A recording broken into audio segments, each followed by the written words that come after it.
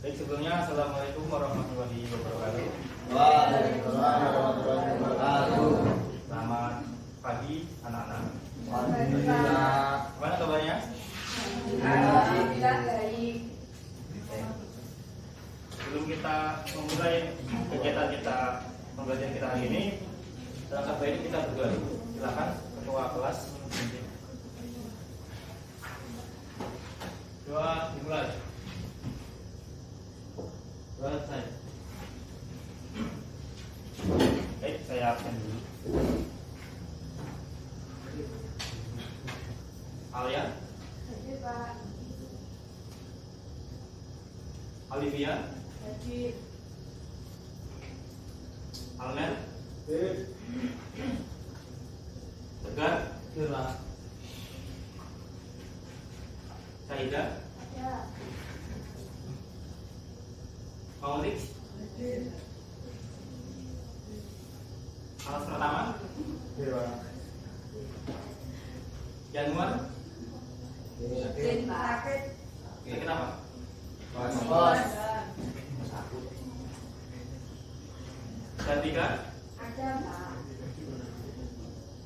Marsanda, Ada Pak. Iva, Pak. Ada. Tegas, Guntur. Oke, Kenapa Guntur? atas tulang, Pak. Kenapa kamu bisa? Ya, kalau Pak, itu kemarin jatuh dari kamar. Dia, Hadir Pak. Arlin, Hadir. Ajis. Baik, sebelum kita mulai, kita nyanyi dulu ya. Kita nyanyi Garuda Pancasila. Silakan Kak Marsanda pimpin teman-temannya. Di depan apa? Iya.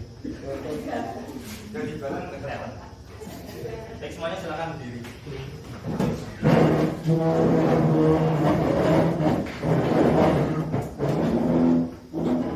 Pada teman-teman menyanyikan lagu Garuda Pancasila bersama-sama. Dengan bisa mulai 1, 2, 3. Garuda Pancasila, akulah pendukungmu. Rakyat proklamasi, sedia berkorban untukmu. Pancasila dasar negara, rakyat adil manusia besar. Tiba di bangsaku, ayo maju, maju, ayo maju, maju, ayo maju, maju. Baik, terima kasih. Silakan kembali. Kok pada lemes? Pak. Puasa Pak. Puasa? Puasa apa hari ini? Kamis. Iya. Baik, hari ini kita akan pelajari tentang apa? Yang bisa tahu dan tahu. Nggak tahu. Judul ini bisa nggak bisa dibaca. Apa judulnya? Hubungan warga negara dan penduduk Indonesia.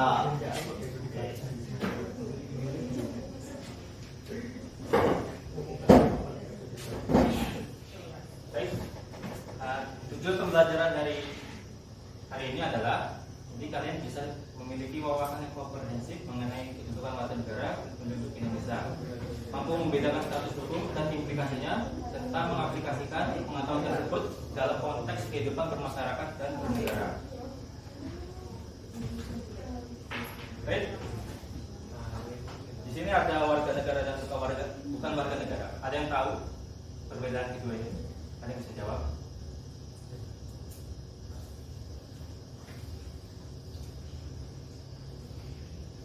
Ya, Pak.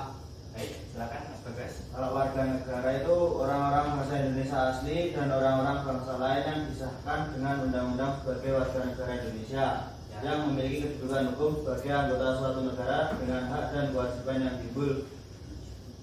timbal balik terhadap negara tersebut. Kalau yang bukan warga negara itu orang yang secara hukum tidak diakui sebagai anggota suatu negara tertentu, sehingga mereka tidak memiliki status kewarganegaraan negara tersebut. Baik, bagus jawabannya. Beri tepuk tangan untuk Mas Bagas. Oke, jadi di sini ada warga negara adalah seorang yang berdasarkan hukum merupakan anggota dari wilayah negara yang bersangkutan dengan memiliki status warga negara asli maupun keturunan. Sedangkan bukan warga negara itu seseorang berdasarkan hukum bukan merupakan anggota dari wilayah negara yang bersangkutan dengan memiliki status warga negara asli maupun keturunan. Nah, baik. Sini ada penduduk dan bukan penduduk. Ada yang bisa jawab? Apa itu penduduk dan bukan penduduk?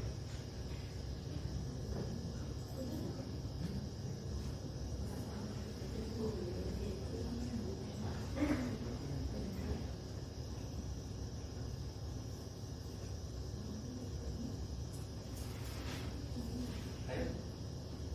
Ada yang bisa jawab?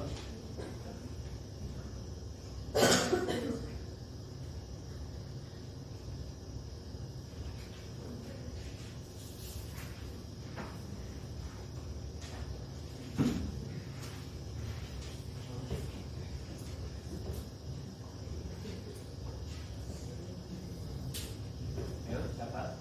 Mau jawab? Yang bukan penduduk, Pak. Penduduk dan bukan penduduk.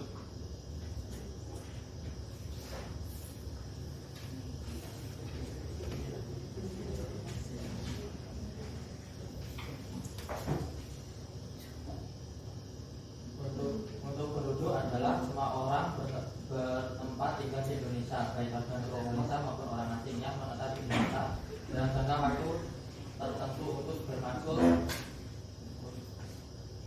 jangka waktu tertentu atau bermaksud untuk menetap. Yang bukan penduduk adalah orang-orang yang berada atau tinggal di suatu wilayah negara hanya untuk sementara waktu dan tidak bermaksud menetap secara permanen. Bagus jawabannya. Beri tepuk tangan untuk Mas Tegar. Oke, kita lanjut. Nah, ini harus duduk. Penduduk adalah orang yang bertempat tinggal atau mendiami wilayah suatu negara yang tunduk terhadap peraturan dari keputusan negara. Sedangkan bukan penduduk itu adalah orang yang bertempat tinggal atau mendiami suatu wilayah negara untuk sementara waktu. Misalnya kayak turis atau wisatawan. Oke. Selanjutnya ada dasar hukum warga negara Indonesia. Di sini terdapat pasal 26 ayat 1 Undang-Undang Dasar 1945 yang berbunyi warga negara ialah orang Indonesia asli dan orang bangsa lain yang disahkan dengan undang-undang sebagai warga negara. Selanjutnya ada dasar hukum penduduk, yaitu ada di pasal 26 ayat 2 Undang-Undang Dasar 1945 yang berbunyi penduduk ialah warga negara Indonesia dan orang asing yang bertempat tinggal di Indonesia. Nah, selanjutnya sini ada asas-asas warga negara. Itu ada asas ius sanguinis dan ius soli. Ada yang tahu dari kedua ini? Ada yang bisa jawab? Nggak tahu, Pak. Nggak tahu, Pak. Tidak tahu. Oke. Jadi ius sanguinis itu adalah warga negara seseorang itu ditentukan berdasarkan pada keturunan orang tuanya. Contoh negaranya itu ada Indonesia, Belanda, Korea Selatan, Cina, dan Jepang. Jadi sebagian negara benua Asia dan benua Eropa. Sedangkan ius soli itu ada asas warga negara yang menentukan warga negara seseorang berdasarkan tempat kelahirannya. Negara yang mengaturnya itu ada Argentina, Brazil, Kanada, Chili, Kuba, Peru, dan Paraguay. Ini sebagian besar negaranya ada di benua Amerika. Oke, selanjutnya ada status warga negara Indonesia. Itu ada Undang-Undang Nomor 12 Tahun 2006 tentang Kewarganegaraan Republik Indonesia. Di sini ada beberapa poin. Yang pertama itu setiap orang yang sebelum berlakunya undang-undang tersebut telah menjadi WNI. Selanjutnya, anak yang lahir dari perkawinan yang sah dari ayah dan ibunya warga negara Indonesia. Selanjutnya, anak yang lahir dari perkawinan yang sah dari ayahnya yang WNI dan ibunya WNA ataupun sebaliknya. Selanjutnya, anak dari perkawinan yang sah dari seorang ibu WNI dan ayah yang tidak memiliki kewarganegaraan atau hukum negara asal sang ayah tidak memberikan kewarganegaraan pada anak tersebut. Selanjutnya ada anak yang lahir dalam tenggang waktu 300 hari setelah ayahnya meninggal dunia dari perkawinan yang sah dan ayahnya itu seorang warga negara Indonesia. Selanjutnya ada anak yang lahir di luar perkawinan yang sah dari ibu warga negara Indonesia. Selanjutnya ada anak yang lahir di luar perkawinan yang sah dari ibunya warga negara asing yang diakui oleh seorang ayah yang warga negara Indonesia sebagai anaknya, dan pengakuan itu dilakukan sebelum anak tersebut berusia 18 tahun ataupun belum kawin. Selanjutnya ada anak yang lahir di wilayah negara Republik Indonesia pada waktu lahir tidak jelas status kewarganegaraannya, ayah dan ibunya. Selanjutnya ada anak yang baru lahir ditemukan di wilayah negara Republik Indonesia selama ayah dan ibunya itu tidak diketahui. Selanjutnya ada anak yang lahir di wilayah NKRI apabila ayah dan ibunya itu tidak memiliki kewarganegaraan ataupun tidak diketahui keberadaannya. Selanjutnya ada anak yang dilahirkan di luar wilayah NKRI dari ayah dan ibu WNI yang karena ketentuan dari negara tempat anak tersebut dilahirkan memberikan kewarganegaraan pada anak yang bersangkutan. Selanjutnya anak yang dari seorang atau ibu yang telah dikabulkan permohonan kewarganegaranya, kemudian ayah atau ibunya meninggal dunia sebelum mengucapkan sumpah atau menyatakan janji setia. Jadi ini naturalisasi, perpindahan kewarganegaraan.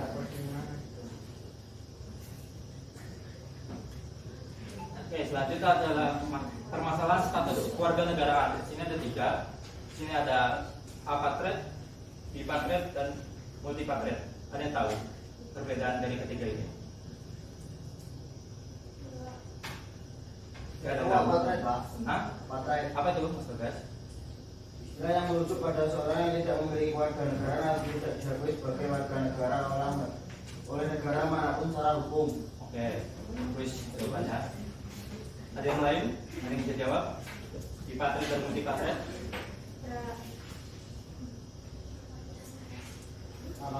Ya, Mas Almer, silahkan.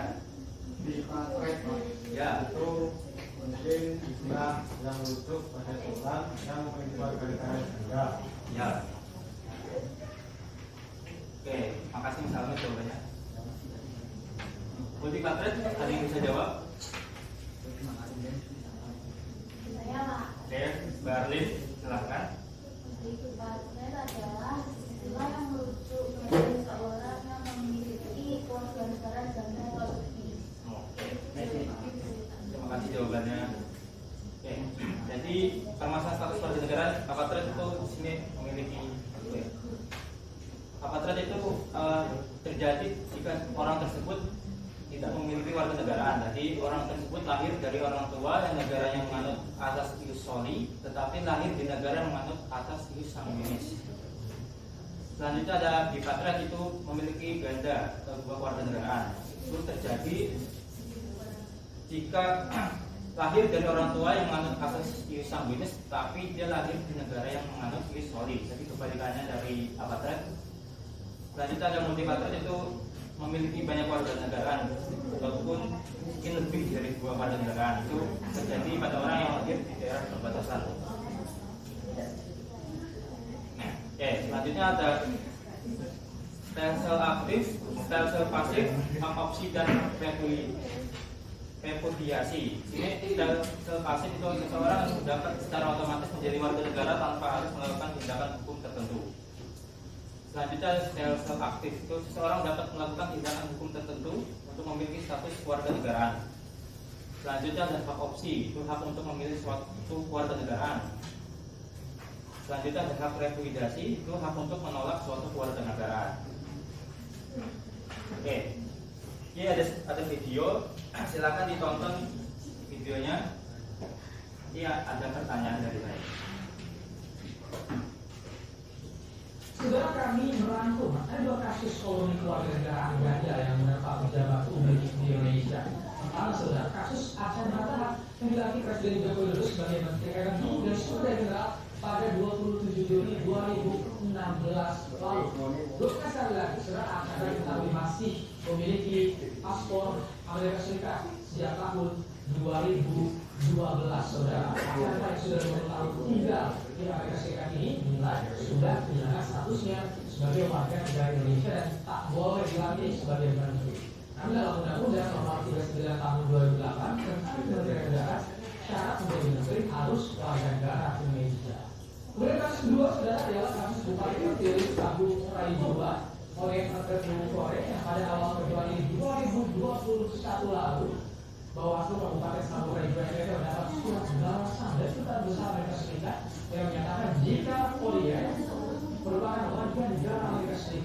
saat ini Bawaslu KPU dan Kemendagri masih memeriksa pelaksanaan dokumen keluarga negara dari Bupati terpilih Samuel Joa Oyeng Patriot Priwu Pore. Oke, baik. Dari video tersebut tentang apa tadi kasusnya? Kalian tahu?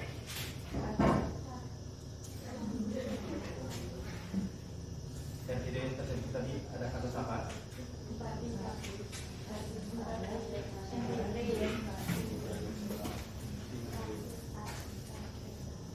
Silakan anak-anak yang mau jawab.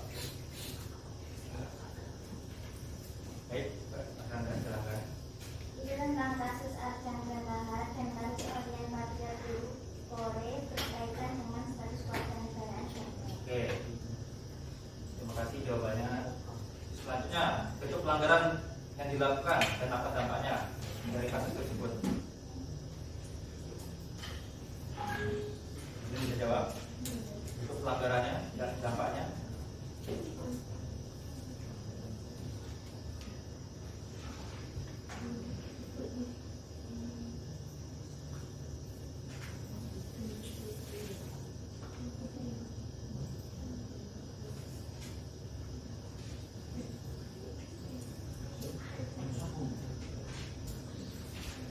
Ayo, kasus bentuk pelanggaran dan dampaknya apa dari video tadi?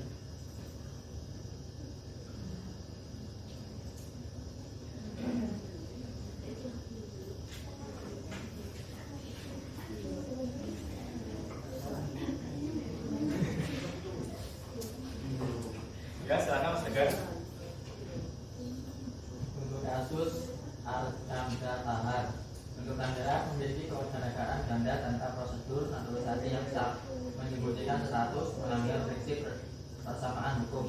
Lalu dampaknya pemberhentian sebagai menteri kontroversi hukum dan politik, keraguan terhadap proses seleksi pejabat negara. Oke. Terus kasus yang kedua, Oyeng Patriot Priwu Pore. Bentuk pelanggaran memiliki kewarganegaraan ganda tidak jujur saat pendaftaran calon kepala daerah, melanggar syarat pencalonan.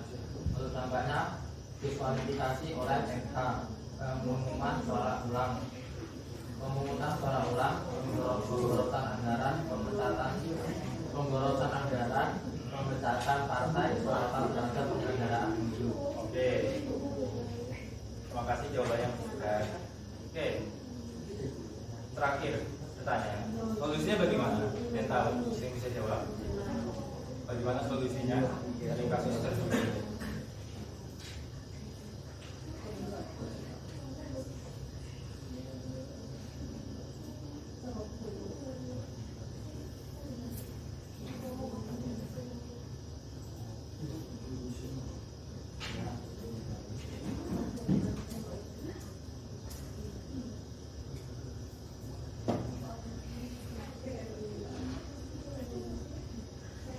Ya, silakan sekalian. Untuk kasus Archandra Tahar itu untuk solusinya memberhentikan dari jabatan Menteri proses naturalisasi kembali kewarganegaraan Indonesia, berbeda proses seleksi pejabat negara. Ya. Untuk kasus yang itu solusinya diskualifikasi oleh MK, pemungutan suara ulang.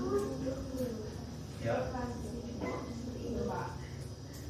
Oke, terima kasih jawabannya dari Mbak Nara. Baik, di sini ada tugas kelompok, yang dimana kita bentuk 3 kelompok. Dari masing-masing kelompok nanti terdiri dari 4 atau 5 orang. Itu nanti setiap kelompok mencari satu contoh kasus dari permasalahan kewarganegaraan. Nah, dimana tadi kelompok 1 itu akan membahas tentang apatrid, kelompok 2 tentang bipatrid, dan kelompok 3 tentang multipatrid. Untuk bentuk kelompoknya saya pilih atau pilih sendiri? Sesuai meja. Ini lebih berarti hitung 1 sampai 3 ya? Oke, dari Mas Tegar, silakan. 1, 2. Nah,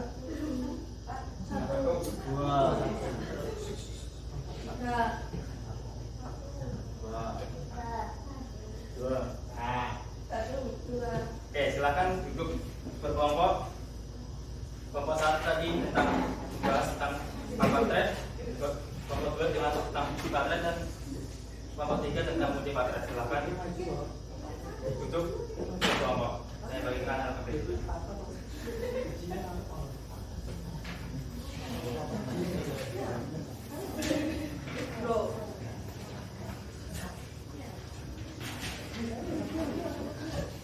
Ya, silakan berkelompok.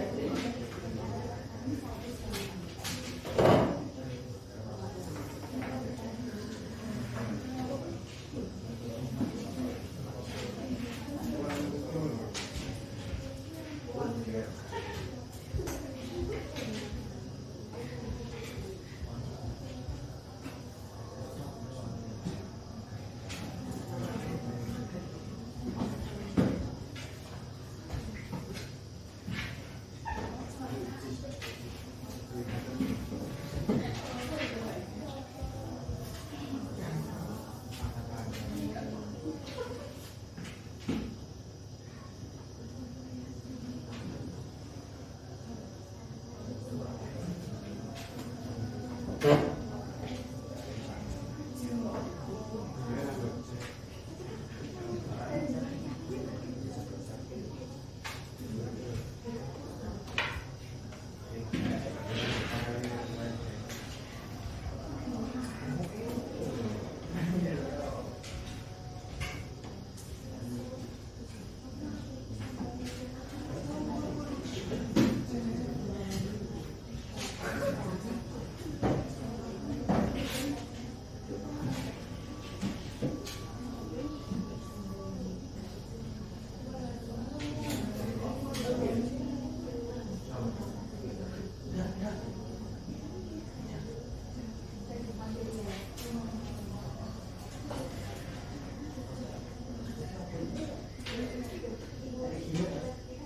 selesai? Nah, oke. Yang maju kelompok berapa dulu? Satu saja Pak, satu paling punya. Oke, silahkan kelompok 1 maju ke depan. Presentasikan. Perwakilan saja nggak apa-apa. 2 orang nggak apa-apa, ditemani Mas Tegar. Ya, semua orang. 2 orang, 3 orang. Semua Pak. Oke, Mas Tegar. Ya, silahkan Mas Tegar. Sebelumnya, Assalamualaikum warahmatullahi wabarakatuh. Saya pagi dari kelompok 1 ingin mempresentasikan hasil diskusi kelompok kami. Untuk soal yang pertama, tentang apa kasus tersebut? Untuk jawabannya, Rohingya di Myanmar. Untuk yang kedua, deskripsikan kasus tersebut.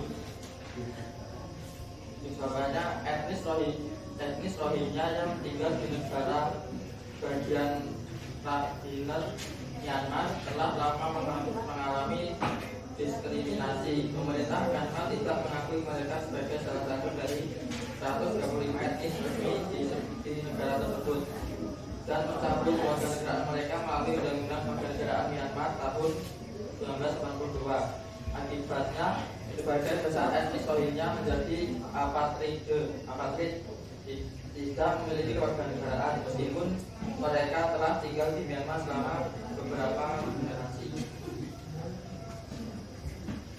Untuk soal yang ketiga, apa dampak yang ditimbulkan dari kasus tersebut? Dampak dari kasus tersebut sangat besar, antara lain: A. Tidak memiliki akses pendidikan dan kesehatan. B. Tidak dapat memiliki pekerjaan resmi atau properti. C. Rentan terhadap kekerasan dan pengusiran paksa. D. Sulit mendapatkan perlindungan hukum dan hak dasar sebagai manusia. Yang keempat, bagaimana solusi yang dilakukan untuk menyelesaikan kasus tersebut? Jawabannya, solusi yang dapat dilakukan: A. Mengubah Undang-Undang Kewarganegaraan Myanmar 1992 agar Rohingya diakui sebagai salah satu kelompok etnis yang sah di Myanmar.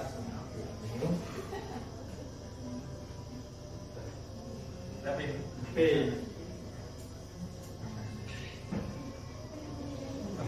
Ya, Mas Tegar. B. PBB, ASEAN dan negara-negara besar dapat. Ayo, fokus.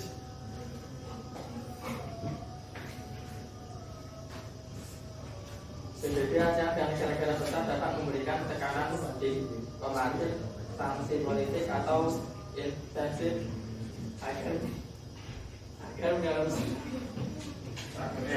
Bisa sampai di sini. agar dapat menghormati hak asasi Rohingya. Untuk C, bekerjasama dengan Myanmar dan Badan Internasional untuk repatriasi sukarela, aman dan bermartabat bagi Rohingya yang ingin kembali ke Myanmar. D, organisasi seperti UNHCR dan pengungsi PBB dapat memfasilitasi dokumen identitas sementara, misalnya kartu pengungsi. Penting untuk mendorong pendidikan multikultural dan kampanye anti diskriminasi di masyarakat Myanmar untuk mengurangi stigma terhadap Rohingya. Mungkin itu pesan dari kami. Kurang lebih yang maaf. Assalamualaikum warahmatullahi wabarakatuh. Waalaikumsalam. Beri tepuk tangannya untuk kelompok 1. Silakan kelompok 2 presentasi. Siapa perwakilannya?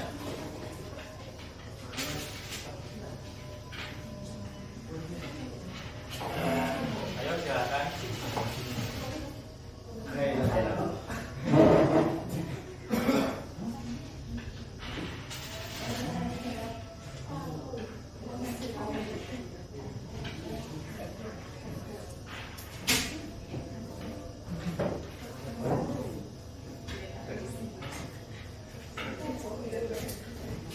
Sebelumnya, Assalamualaikum warahmatullahi wabarakatuh.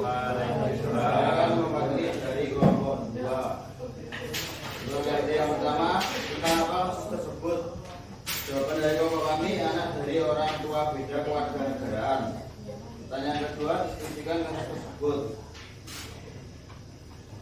Maria lahir di Amerika Serikat dari ayah warga negara Indonesia dan ibu warga negara Amerika. Karena Amerika Serikat mengaut asas Yusoli atau warga negara berdasarkan tempat lahir, Maria otomatis menjadi warga negara Amerika di sisi keturunan. Di sisi lain, Indonesia mengaut asas ius sanguinis atau keluarga negara berdasarkan garis keturunan, sehingga Maria juga diakui sebagai warga negara Indonesia. Maria memiliki 2 keluarga negaraan atau equal yaitu Indonesia dan Amerika Serikat. Pertanyaan yang ketiga, apa dampak yang ditimbulkan dari kasus tersebut? Jawabannya, dampak dari kasus tersebut sangat besar. Antara lain, yang pertama, kewajiban untuk memilih salah satu keluarga negaraan. Yang kedua, kerumitan dalam administrasi dan dokumen. Yang ketiga, potensi masalah hukum dan pajak. Yang keempat, kewajiban ganda, yaitu contoh wajib militer.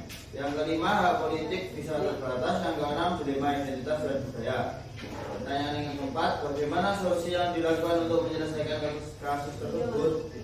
Jawaban dari kelompok kami, solusi yang dapat dilakukan. Yang pertama, orang tua dan anak perlu diedukasi sejak awal tentang hak dan kewajiban dari masing-masing kewarganegaraan. Yang kedua, Maria bisa memaksimalkan haknya di kedua negara, pendidikan, perjalanan, dan pekerjaan magang untuk mempertimbangkan negara mana yang lebih sesuai untuk masa depannya.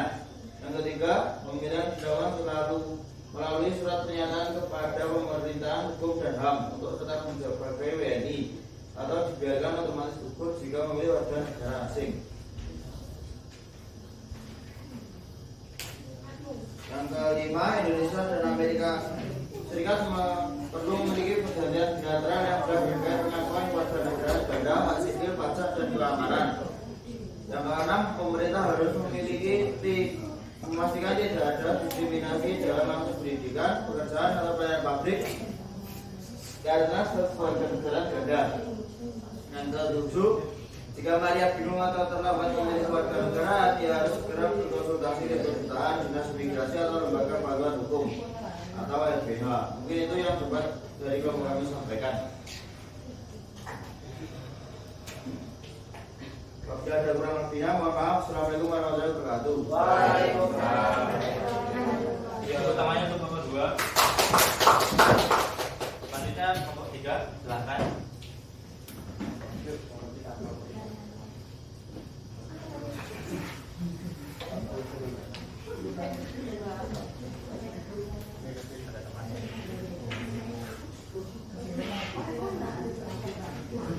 Assalamualaikum warahmatullahi wabarakatuh. Di sini kami akan mempresentasikan hasil diskusi dari kelompok kami. Kami dari kelompok 3. Kasusnya tentang kasus multipatrik. Untuk yang pertanyaan pertama, tentang apa kasus tersebut? Warga Perancis tinggal di Kanada dan naturalisasi. Diskusi dari kasus tersebut yaitu Michelle adalah warga negara Perancis yang telah tinggal di Kanada selama lebih dari 10 tahun. Ia lalu mengajukan naturalisasi sebagai warga negara Kanada dan diterima tanpa harus melepas keluarga Prancis karena kedua negara Prancis dan Kanada mengizinkan kewarganegaraan ganda. Selanjutnya, pertanyaan ketiga, dampak yang ditimbulkan dari kasus tersebut. Yang pertama, kewajiban pajak ganda. Yang kedua, administrasi yang rumit. Yang ketiga, pembatasan pada jabatan publik. Yang keempat, bagaimana solusi yang dilakukan untuk menyelesaikan kasus tersebut? Yang pertama, melaporkan kewarganegaraan gandanya kepada otoritas kedua negara jika diwajibkan agar statusnya legal dan tercatat. Yang kedua, menggunakan perjanjian pembayaran pajak berganda P3B antara Kanada dan Prancis jika berlaku agar tidak dikenai pajak double. Yang ketiga, menentukan negara tempat tinggal tetap atau pusat kegiatan ekonominya. Yang keempat, memastikan dirinya mematuhi aturan hukum pajak dan administrasi. Mungkin itu dari kelompok 3 dan waktunya, mohon maaf. Wassalamualaikum warahmatullahi wabarakatuh. Waalaikumsalam warahmatullahi wabarakatuh.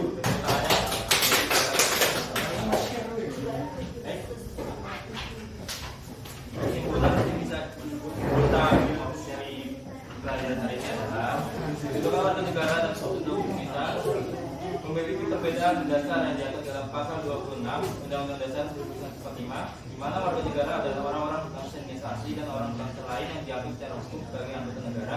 Sedangkan penduduk itu mencakup semua orang yang bertempat tinggal di Indonesia, baik warga negara maupun orang asing yang menetap. Dengan demikian, seluruh warga negara otomatis menjadi penduduk, tetapi tidak semua penduduk itu berstatus sebagai warga negara, sehingga hak dan kewajiban yang dimiliki warga negara seperti hak politik dan perlindungan hukum lebih lengkap dibandingkan penduduk yang bukan warga negara. Baik, sini ada soal evaluasi, silahkan dikerjakan, bisa di-scan.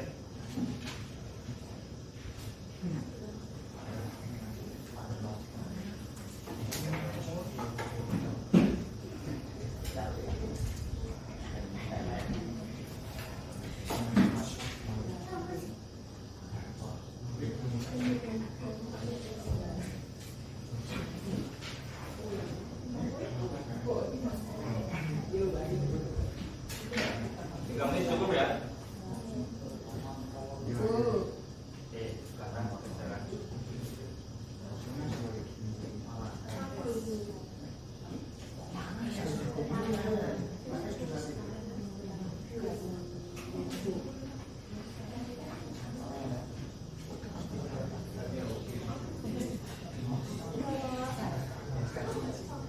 Gimana? Ya? Oke. Baik, kalau sudah saya refleksi sebentar terkait pelajaran hari ini. Setelah mengikuti pembelajaran hari ini, itu kedudukan warga negara Indonesia, jadi makin memahami bahwa tidak semua orang yang tinggal di Indonesia itu secara otomatis menjadi warga negara. Sehingga ada perbedaan antara kedudukan warga negara yang sebelumnya sudah pelajari.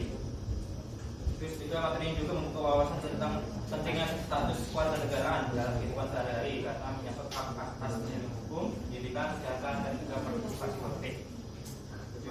Terus juga lebih peduli terhadap kasus-kasus seperti tadi, apatren, dipatren, dan multipatren yang menunjukkan bahwa status kewarganegaraan bisa kompleks dan penuh tantangan. Jadi pembelajaran hari ini mengajarkan pentingnya menjadi warga negara yang sadar hak dan kewajibannya serta berkontribusi dan berpartisipasi masyarakat dan bernegara sesuai dengan nilai-nilai Pancasila dan Undang-Undang Dasar Negara. Baik, mungkin itu saja materi kita hari ini. Dan jangan lupa minggu depan dipelajari, kita akan membahas tentang proses naturalisasi kehilangan kewarganegaraan.